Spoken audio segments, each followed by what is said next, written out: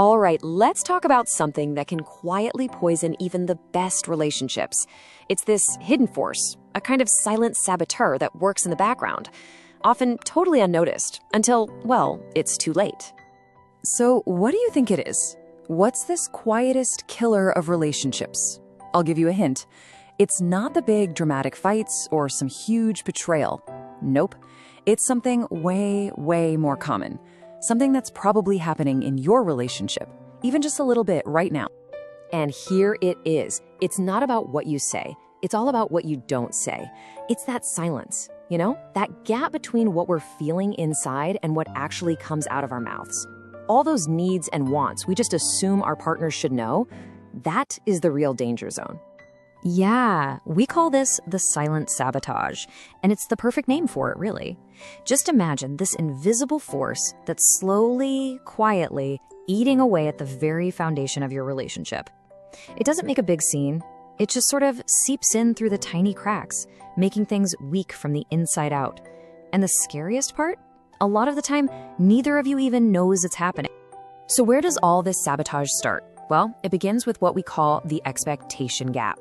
This is that super frustrating, dangerous space between what you secretly want your partner to do and what they actually do. And trust me, if you just leave that gap alone, it doesn't close on its own. It just gets wider and wider. Okay, so let's get super clear on what we mean by an unspoken expectation. Basically, it's any desire, any need, or any rule you've got in your head for your partner that you haven't actually, told them about.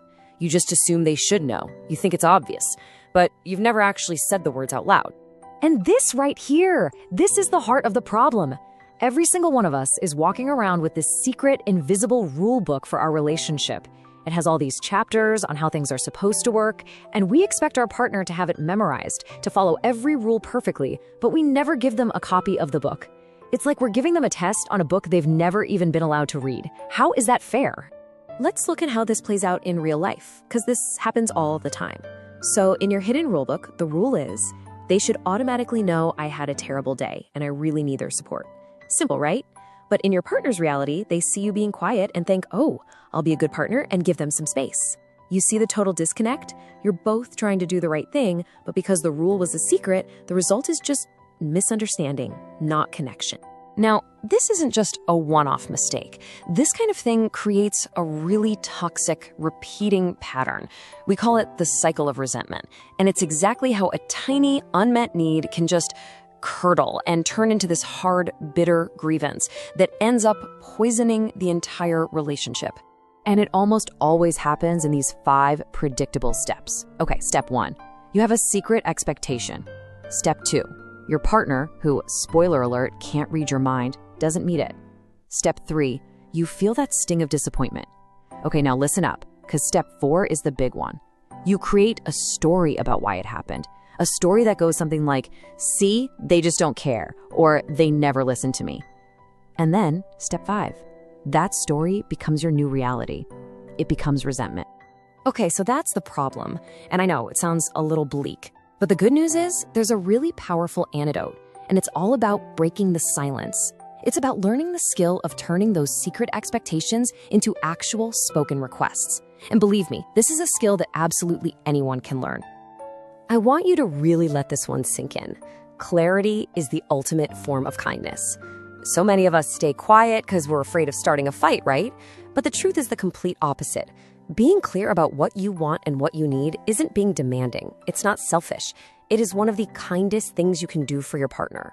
You're literally giving them the map to make you happy, instead of just hoping they stumble around in the dark and find it by accident. So how do we actually do this? How do we bridge that gap? Here are some really practical things you can start doing. First, swap out "you should" for "I need." So instead of "you should know I'm upset," try saying, "Hey, I'm feeling a little down and I could really use a hug." See how different that feels? Also, try to assume your partner means well. Assume good intent. Schedule little check-ins just to see how you're both doing. And this one is huge. Make your requests super specific. Don't just say, "I need your support." What does support actually look like to you? Does it mean you want them to listen, to give advice, to just make you a cup of tea? Tell them. And you know what happens when you start doing this stuff? You start to shift into a whole new way of being a couple. you start building what we call a conscious connection. This means you stop letting your relationship just happen to you. Instead, you are actively, intentionally building the exact relationship that you both really want together. And hey, let's be super clear about something. The goal here is not to have zero expectations. That's impossible. We're human. We have expectations. The real goal is to get them out in the open, to turn your secret, unspoken expectations into open, shared agreements that you both know about. So when it all comes down to it, it's really a choice. You can choose to stay in that state of passive frustration, just sitting there, silently hoping your partner will finally read your mind.